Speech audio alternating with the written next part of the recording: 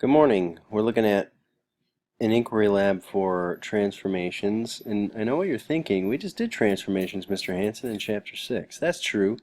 We're going to extend further a little bit of the ideas behind what we did in Chapter 6, and then we're also going to combine that with some more geometric concepts, but at least from a beginner standpoint, based on the majority of us doing pretty well on Chapter 6, I'm confident moving ahead, but I want to give you this introduction just to kind of clean up a few things, remind you of a few things, etc. So we're looking at how does a combination of transformations differ from a single transformation. So in other words, in Chapter 6 you looked at translations, reflections, rotations, and dilations, but you only looked at one transformation at a time. What happens if you do more than one? So like, let's say you did a translation and then a reflection, or let's say you did a dilation and then a rotation, or vice versa. Any combination of two or more transformations rather than just one. And we're going to take a look at what happens when you do that. So specifically, we're talking about graphic artists. A lot of you who are into video games or into drawing, into the arts, things like that, might find this interesting. Graphic artists use several transformations often to create designs.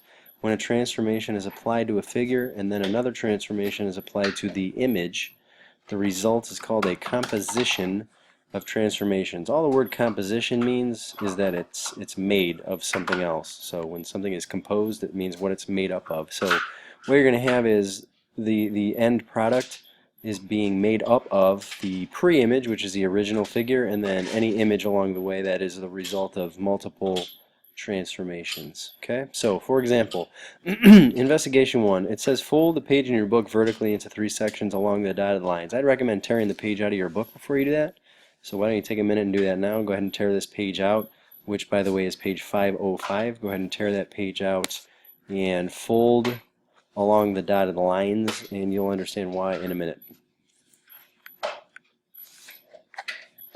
Alright, so you should have this paper folded along the dotted lines. Step 2, it says draw the reflection of the arrow over the fold in the middle section. So in other words, we're going to use this dotted line here as the line of reflection, and we're going to draw the reflected image here. So I will give you a minute to do that, and then I'll check to see if it's right. So as with most sketches, we're not looking for perfection here, but you should have reflected this arrow so that it's pointing the opposite direction. Remember, if you're using this vertical line as your axis of reflection, everything that is on this side is going to be a mirror image over here, so the arrows should be pointing at each other. Kind of like if you're looking at the mirror, you see yourself looking back at yourself on the opposite side of the mirror. So 2 arrows should be pointed at each other, and all of the dimensions should be the same as far as size, distance, units on the grid, etc. So check that and make sure real quick before we move on. Draw a reflection of the second arrow. So in other words, this image that we just drew, we're going to reflect that over this fold. It says the fold in the right hand section. So we're going to reflect this image over this vertical line right here. Go ahead and draw that sketch. Pause the video until you're done and then come back and take a look at it. Alright, so reflecting this image over this vertical line will give you this arrow. In other words, the same arrow that you started with. So if it's reflected and then reflected again, you're back to where you started. And that is a common practice that is used with graphic artists in this particular example. You'll see rotations, you'll see reflections, you'll see a bunch of different transformations, and a lot of times there's a pattern where you end up where you started from. So that's what should happen here is this second image should look exactly the same as the original image. Alright, so we're going to have you on your own do the same thing with the pentagon. You're going to repeat steps 2 and 3 from above here, which means you're going to reflect this figure over this vertical line.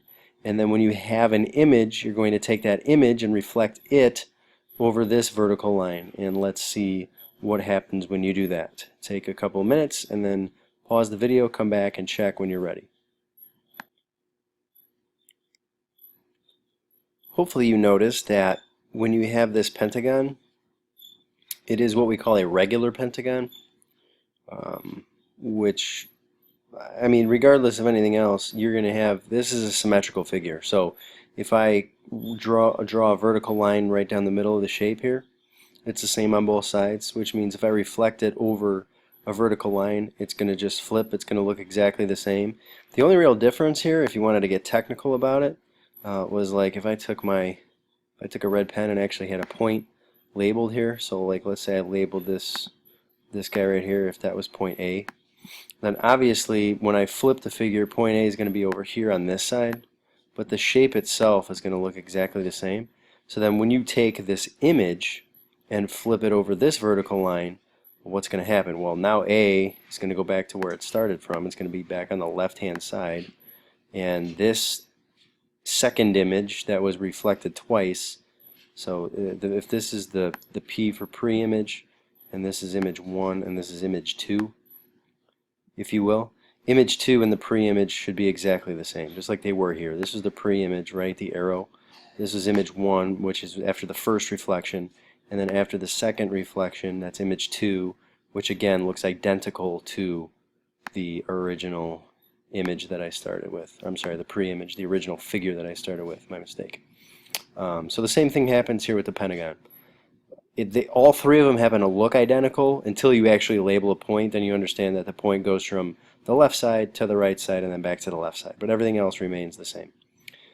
So that leaves this question to be answered. How are the original figures and the final figures related? So we're looking at the original versus the final. How are they related? And obviously, if you've been paying attention, you look at this, they're exactly the same. In this particular context, with two reflections over the same axis, they are identical. The original and the final image are the same. So we're going to go ahead and say that. The original figure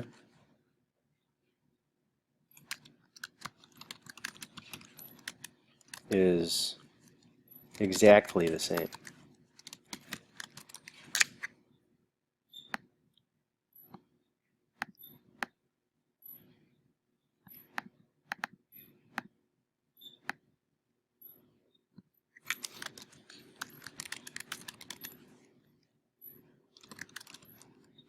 And I'm just going to put image 2 in parentheses so that we understand that it was image 2 is the final figure. That's what happened after we reflected it twice. So would the final images, question 2, be the same as the original figure if the second reflection was reflected over the horizontal line?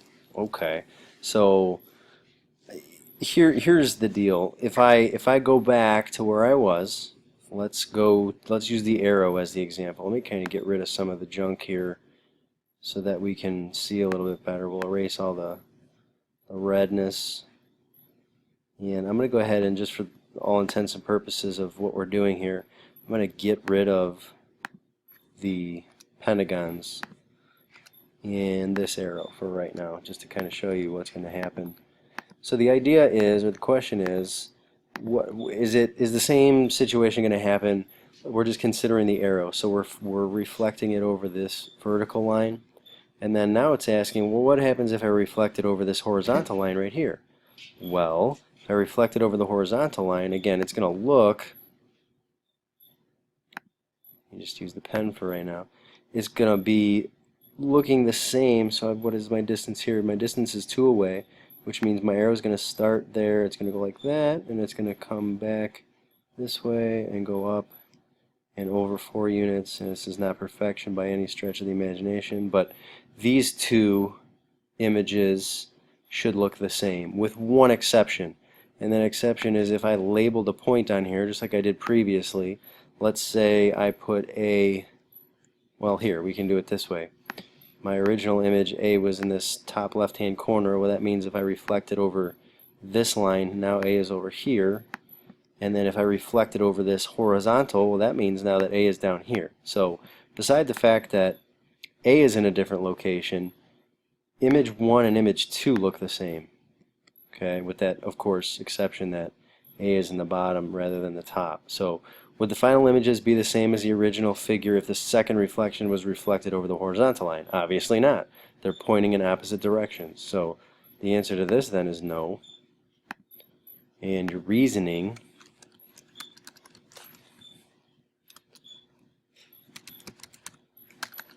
is simply because you're reflecting over different axes. So reflecting over the y-axis, it's kind of common sense. Reflecting over the y-axis is not the same as reflecting over the x for various reasons.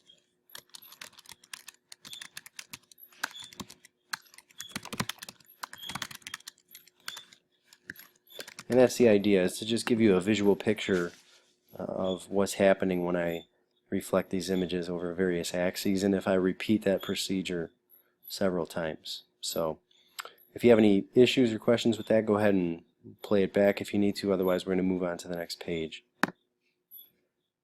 Investigation 2, we're talking about translations and reflections. So in other words, we're going to slide and then we're going to flip to create a decorative border, it says.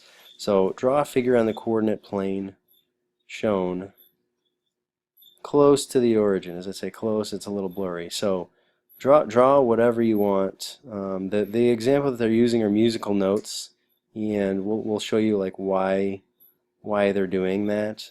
So this is going to be a guide for you to draw your own shape. So I don't.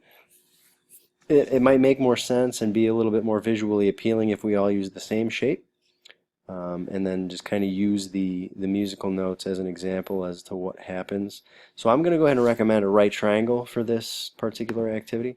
So let's go ahead, and it says to draw it close to the origin. So what we're going to do here is we're going to have a point at 1, 1, and let's do a point at 3, 1, and let's do a point at 1, 3.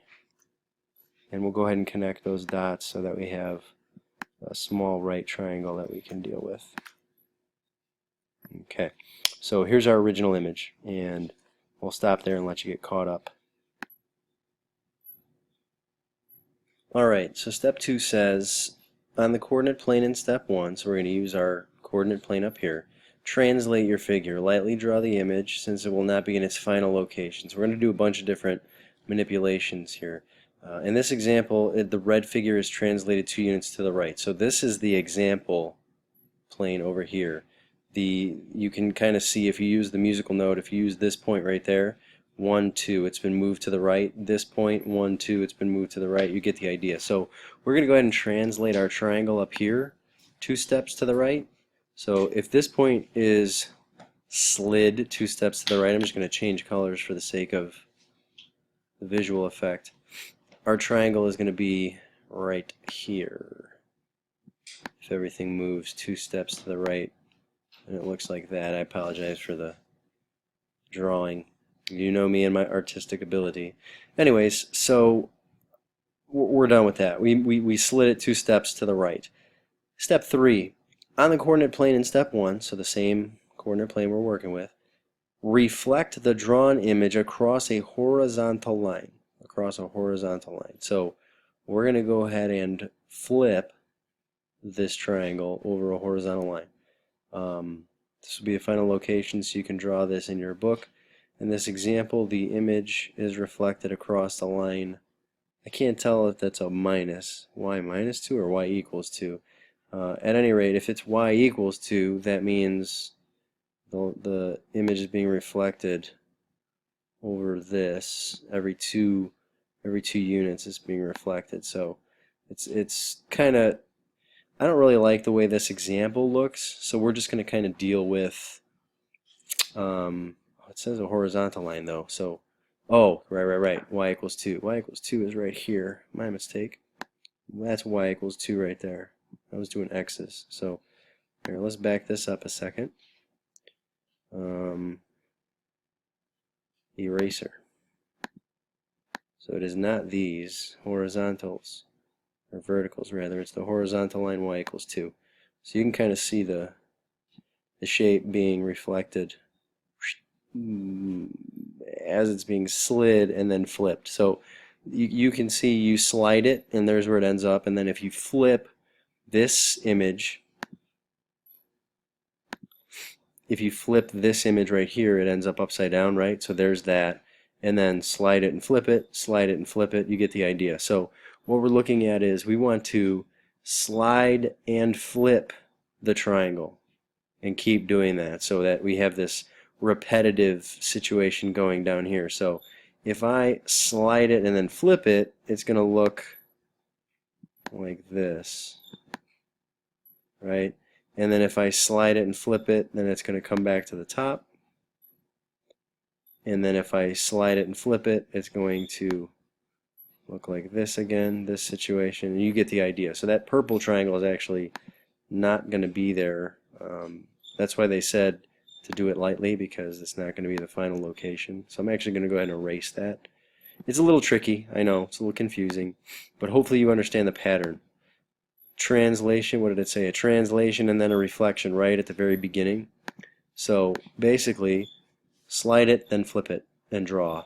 Slide it, then flip it, and draw. Slide it, then flip it, and draw. So you have this repetitive pattern of triangles. And just to finish the page here, we'll go ahead and add this last one. It's going to look just like the original shape. It's going to look like this. So you see how this is going, how that pattern is repeating. And I apologize for the confusion. You may want to play this back a little bit and go over that again. But at any rate, that's what happens. Repeat the process to create your border. So if you continue to slide and flip, slide and flip, slide and flip, slide and flip, that's what your image is going to look like when you're done. How are the size and shape of the original figure related to the size and shape of the images? Okay, size and shape. I'm not talking about orientation or anything like that. Size and shape only.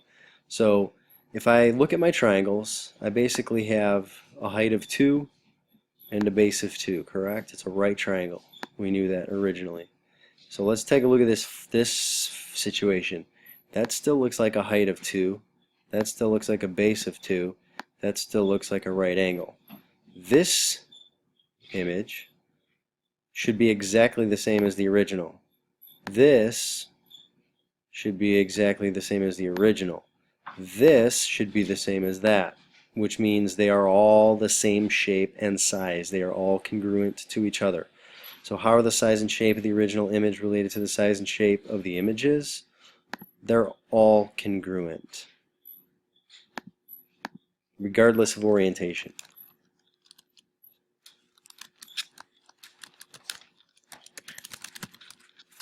So we're going to say they're congruent to each other and the original.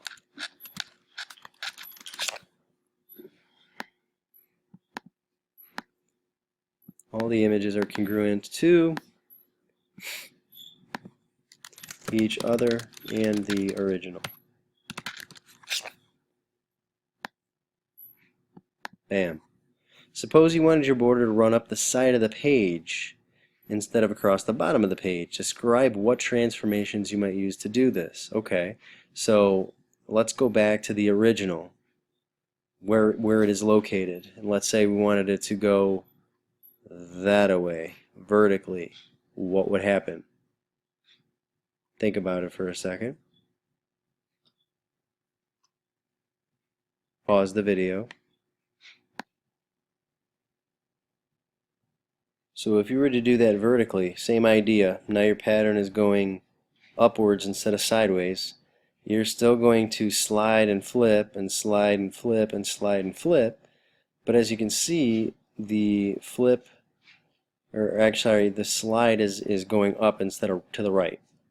So the idea here now would be you are sliding up and then you'd be reflecting over a vertical rather than a horizontal. So moving horizontally, you're flipping over the horizontal line. Moving vertically, you'd be flipping over the vertical line. That's kind of the idea behind that. Okay, so suppose you wanted your border to run up the side of the page instead of across the bottom. Describe what transformations you might use to do this. You're still going to slide and reflect. The only difference is going to be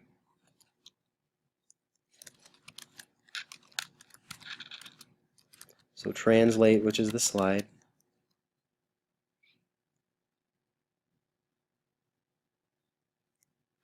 let's break this into parts. You would still translate, but the image would move vertically up instead of to the right in our case. So you'd still translate, but the image would move, slide, I guess. We should use the terminology, would slide up instead of right. And you would still reflect, but the image would flip. Remember, we're flipping vertically rather than horizontally.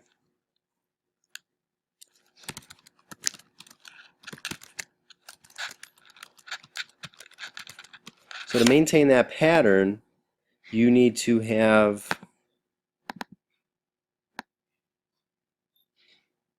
there you go. In order to maintain the pattern, the reflection needs to be the same direction as the translation. So if I'm translating horizontally, I need to flip over a horizontal line. If I'm translating vertically, I need to flip over a vertical line. So this is being flipped over a vertical. That's why it's the direction is changing left to right, whereas over here it's changing top to bottom. Hopefully that makes sense. If not, go back and play it again. Otherwise, we're moving on to the next page. Work with a partner. Describe the transformations combined to create the outlined patterns shown in 1 through 4. Okay, so the idea here is, yeah, I understand that your 2 feet are not identical, but let's pretend they are for a second. We're looking at these 2 footprints in the sand. How do you get, let's consider that this is the original figure and this is the image. How do you get from here to there? In other words, do you need more than one transformation? What transformations do you need? I'm going to let you in on a little secret. Based on the location of these two, translation will always be involved. You will always have to slide a figure to get it from one location to the other, because of the fact that if you're just looking at this, the original figure would need to go down and to the right in order to be anywhere near this guy. And then obviously, because you're talking about this would be your left foot and your right foot, you'd have to flip this guy over to get it to look like this one. So the main question is describe the transformations. So what do you need to do? You need to translate and then reflect. Does that make sense? So you're translating down and to the right, and then you're going to reflect in order to get the foot to turn the opposite direction so that the big toe is on the opposite side, if that makes sense. So we're going to translate and reflect. Does it matter which order you go in? Not necessarily. In this particular case, let's say if you reflect the foot over a line that is going like right here. Let's say we're going to reflect it right there over this vertical line. Okay, so now it's going to be, this is going to be terrible, in this general vicinity like that. So you're still going to have to slide it down and to the right to get it to overlap this other figure there. So does it matter if you reflect first and translate second? No, it doesn't. But you do need to do both translations. The order is not particularly important. Number 2. Tell you what, we'll do number 2 together, and then we'll pause and have you try 3 and 4 and see if you can get those on your own. So we're looking at these 2 highlighted triangles. It's probably easier to see in your book than it is on the screen. What needs to happen? Again, let's consider this is the original and this is the image. So what needs to happen in order for this triangle to move to that position? Well, same idea, right? It would need to reflect or rotate, I suppose, because actually I'm wrong by saying reflection. It is not going to reflect here. If I slide it, or here, let's do it this way. Let's say I rotate it. If I rotate it 90 degrees clockwise, where is it going to be? It's going to look like this. 90 degrees clockwise. Okay. What if I do it 90 degrees counterclockwise? Is that helpful? Probably. Because then it's going to look like this figure that I want it to look like. So let me erase that and let's rotate it 90 degrees counterclockwise. What does that look like? Well, now it's going to look like this. Can you visualize that? So if I rotate it, there it is. And then what needs to happen? It needs to slide down, and then it needs to slide to the right in order to be on the same position there. Okay. So what's the idea here? And let me take back something that I said earlier. I don't know if you necessarily need to rotate it, because if you rotate it, now that this side is going to be longer, this top side is going to be longer. So I actually think that I was right when I originally said that we can reflect it, because if I reflect it, the long side is going to be at the bottom, which is what I wanted originally. It just doesn't look like any of the triangles that are here. So if I reflect it, let's say reflect it there. Now where is it? It's right here, right? So I reflect it over this horizontal line, and it is there, but then I still need to slide it down and to the right in order to get it to go on there. So it's going to look the same, or I'm sorry, the idea is going to be the same as it was over here, translate and reflect. And I can do it in either order. So just for the sake of argument, why don't we change the order of these two things and say reflect first, translate second. Hopefully I didn't confuse you with that. So I'm going to reflect and then translate. And it's going to end up in that position down there. So I'm going to have you try 3 and 4. Take a few minutes. When you're ready, I'm saying pause the video now and do 3 and 4. When you're ready, come back and take a look at the answers, and hopefully it'll make sense to you. One of the things that I hope you discover as you're experimenting with these different images and pre-images and this and that and the other thing is that you can potentially use a variety of different transformations and get the same results. And what you're going to see is, especially with number 4, your answer may not totally agree with what I have. But let's start with number 3. If I'm considering that this is the original, this is the pre-image, and this is my final location, or this is my image, you can see that it needs to be rotated counterclockwise, some degree measure. Not exactly sure if it's 90 or what it is, but it definitely needs to be turned that direction, counterclockwise, and then it needs to be slid up and to the right in order to overlap that figure. So definitely a translation and a rotation. It doesn't necessarily matter the order. So if you had rotate and translate, you're correct. If you rotated first and then slid it up and over, that's perfectly fine. For number 4, I originally said rotate and translate just like this one, and then I noticed, well, if I reflect, I would also have the same situation. So if I reflect this image, now what is going to happen? I'm going to have the hexagon staying the same, but like let's say I reflect it over this line like this. Okay, so now I have this figure that looks like that, right? That's the red outline part. That's not great drawing at all. And then if I slide it that way, it overlaps. So you could technically have reflect and translate also, and you would be correct.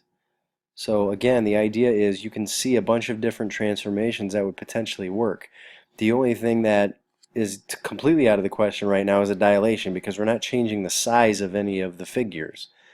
So if you can find a way to reflect and translate or rotate and translate that is identical or gives you the same final image, that is perfectly fine. So again, just because you may not have exactly the same answer that I have does not necessarily mean you're wrong, but you do need to be able to justify why your answer is correct. So hopefully that makes sense to you. If not, play it back and check it out again. Otherwise, we're moving on. Draw a figure, number 5, on the coordinate plane. Use reflection and rotation to create a logo for a company.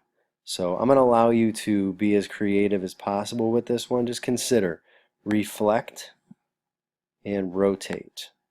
So I'll let you experiment with that a little bit. Pause the video now and come back when you're ready to see how your drawing compares to mine.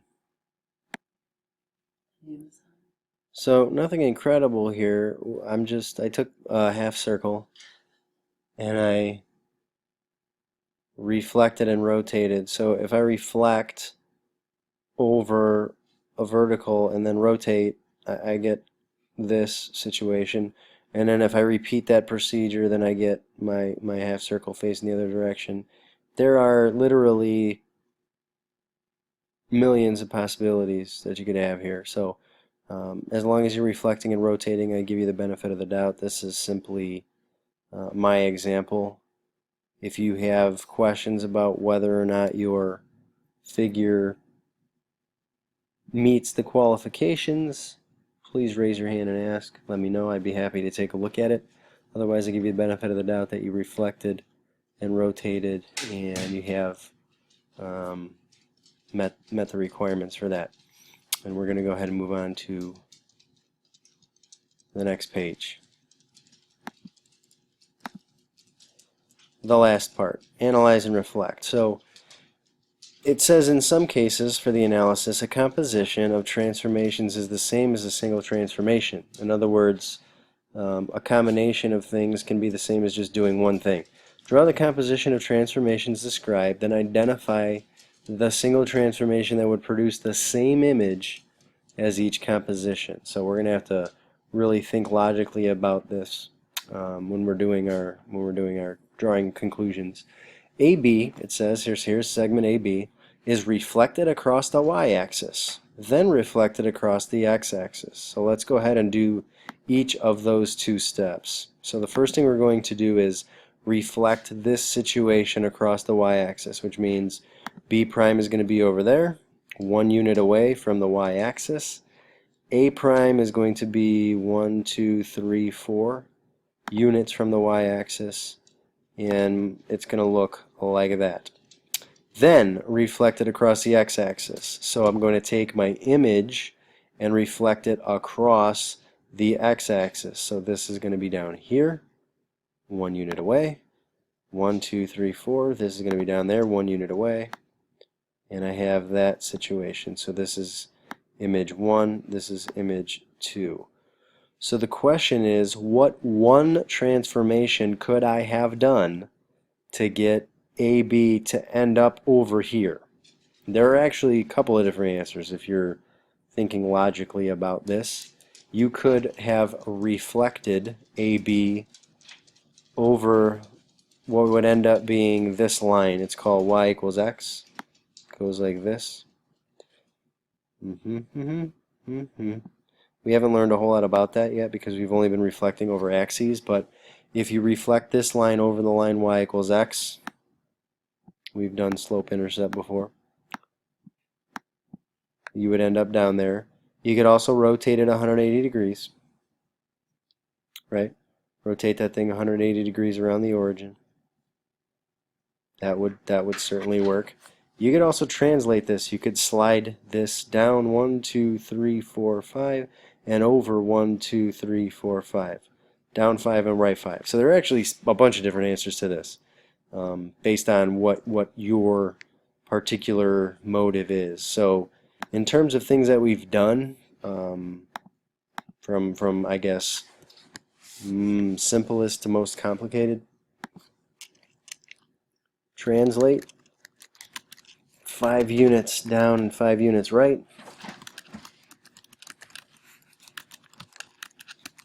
For now, we'll leave out the part about reflecting over the line y equals x because we really haven't discussed that in great detail. So I'll kind of put that on the back burner. But definitely translate 5 units down and 5 units right, or the other one was 180 degree rotation about the origin.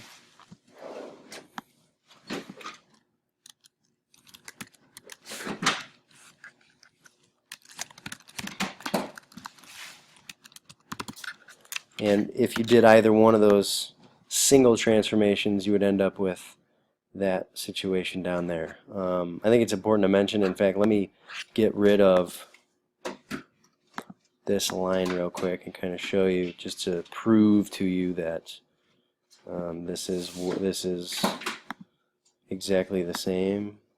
So I go ahead and draw that again. So if it's reflected, that means B would be right here. This would be B prime technically. That would be the B and that would be the A. And then if you reflected it, this would be the B and this would be the A. It is important to know which point is where. So rotating, if I rotated about the origin, B would rotate to there, A would rotate all the way around to there. So those two transformations would be identical, just proving that to you. Okay. If I lost you anywhere there, please go ahead and play that back. Otherwise, number 7, triangle XYZ is reflected across line M and then reflected across line N. So this is very similar to the very first page we did where we reflected the arrows in the pentagon. If you reflect this situation, you're going to get this. And then if I reflect it again, it's going to go back to the way that it was. It's going to look exactly the same as the original image right there. So how could I accomplish the same thing? Simply translating. Translate it to the right. Okay. That would accomplish the same idea once, one transformation as opposed to reflecting it twice. So I'm just going to say translate. It's not clear because the grid is not there, how many units it would be, but a translate to the right would be effective. Translate to the right. Sorry for that. I don't know why I didn't type that. It's getting late, gang.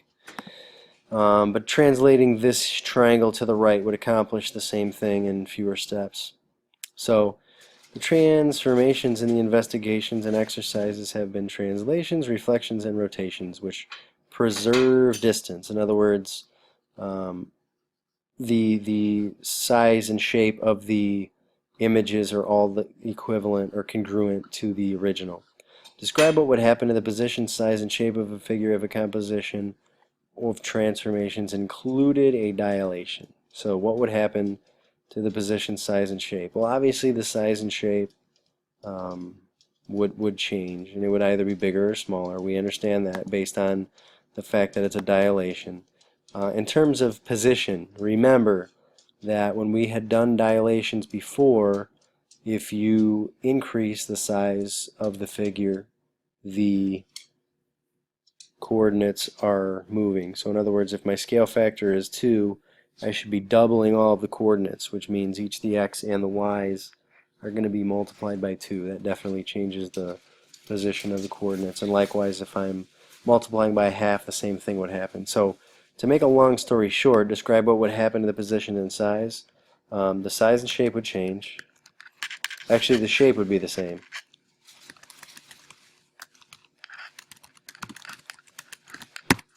And this is going to lead into what we call similar figures. So the shape would remain the same. It's still going to be a triangle. Like if I shrunk this triangle or if I blew it up, it's still going to be the same triangle, same shape. But the things that would change are the size and the location, which is kind of what, or position is the word that they're using, which I've used before. So the shape would remain the same, but the size and position would change. That's the basic idea there. So in conclusion, your reflection statement, how does a combination of transformations differ from a single transformation, and how are they the same? It depends. Depends on the combination of transformations. It depends on a variety of different things. So occasionally a combination of transformations can be the same as a single, right? If for example 6 and 7, if I can reflect and then reflect and it's the same as a translation, or it's the same as a 180-degree rotation, obviously that's happening. So there are a variety of different ways to answer this question. I'm going to leave this open-ended. I'll let you kind of define that on your own. If you're interested in what the book says, please feel free to help yourself to the book's answer. But I'm going to purposely leave this question unanswered so that we can kind of dig into what your brain or how your brain is functioning and to see what you have to say about that. I appreciate your attention. I know this is a pretty long video, and I appreciate you sticking with it the whole time. It will make life in Chapter 7 easier for you and will give you more success. Again, I'm proud of your efforts for the most part in Chapter 6. Hopefully that leads into more success in Chapter 7. Have a great day, guys.